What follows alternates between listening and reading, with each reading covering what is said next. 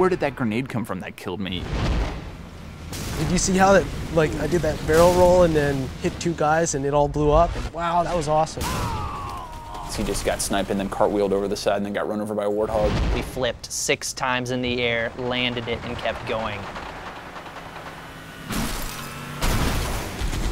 So it's sort of fun that with Save Films, that single bullet that comes in that's actually gonna kill you, that hits, then to actually watch blood start coming out and to see the guy get shot back, to watch that in slow motion and to see, look how cool that ragdoll is, look how cool this particle system is, look how cool that looks, it's just fantastic and it's really fun to see.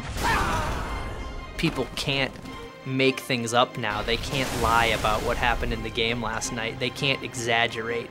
Save Film essentially is an automatic replay of every game you play. Fly anywhere you want to in the map, pan around, check things out.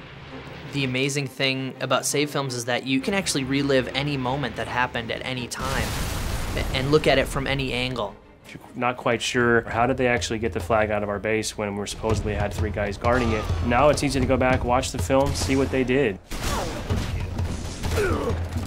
The controls basically work exactly how you would expect them to. It's so simple conceptually, but making it a reality, it took years. Your first person, if you click the right stick, it shows you what that person was looking at from third person. The other option you have while you're following someone in third person is to break out into a orbiting cam. So anytime you hit the right stick, you automatically move out into this orbiting camera and you can zoom in and out. I'll say it. I did not know that the Warthog actually had like an internal like dash lights and crap. And so then like I'm flying around and I'm like, wait, what? Like there's actually like lights in here? There's 2 ways to rewind. You can either press left on the D-pad, which is a shortcut, or you can bring up the control pad, highlight the back button on the control pad, press A, and you'll rewind that way.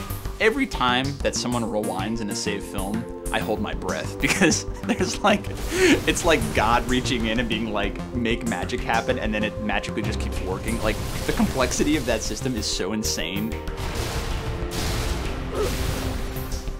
Now the other cool thing is the ability to go into flying camera, and you do that by hitting the Y button, and that breaks you out into a free roaming camera.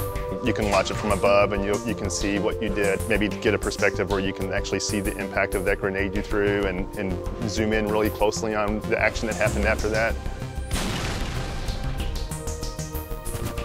So there's one group who was like, no, don't allow it. They're gonna see too many lies. It's a pain in the ass. The other side of it was like, look, flying cam is cool as shit. It actually is a big deal. When you're in flying camera, if you hold in the left trigger, you can actually fly around the map faster. And then the right trigger is your speed control. If you hold down the right trigger in just a little, you'll notice it's slow motion. And if you hold it in all the way, it actually becomes fast forward. I want people to be able to make those snippets, be able to make those moments and share them and be like, look at this awesome game, look at these crazy things I did, and that's so awesome. And I want that to be inside our engine, not to have to go to some external site. Save Films and Forge, I think, represent the coolest features that we have in Halo 3. We're giving them the tools to basically play Halo how they want to play it. They can set up any map however they see fit.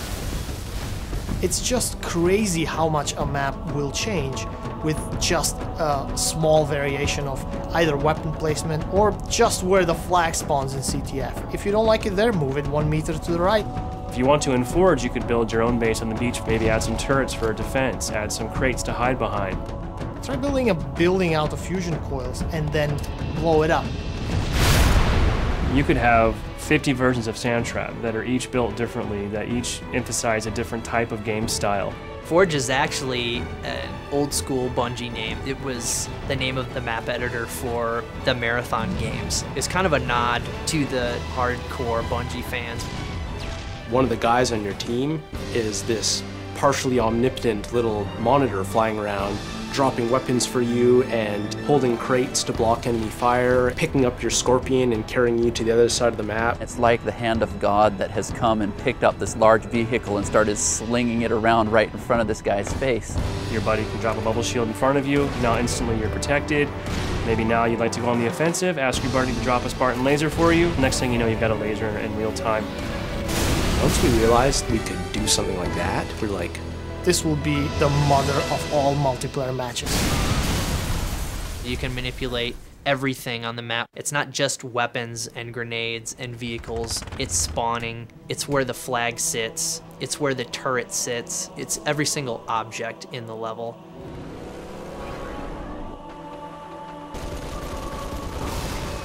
They're gonna love the Forge because they can spend hours dropping tanks on each other. Each item has a cost associated with it.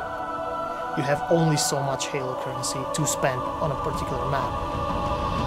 Yeah, I've joked that people are going to take our maps that are broken, and within a week they're going to fix them because they're actually going to make the real version of like, hey, you know what, Bungie, your version of territories in this level sucked, and here's the real one.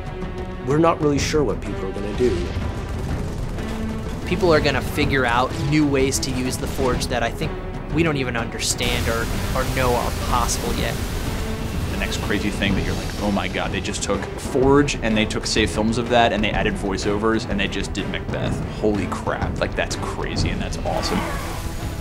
Everyone's riffing off each other's ideas, and then all of a sudden some diamond just emerges from it where everyone needs to have this map.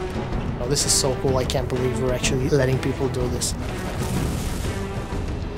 This is the stuff that's going to keep people playing for years on end, that's going to make a billion hours get logged on Xbox Live. This is the thing that is going to really set our game apart from the rest, I think.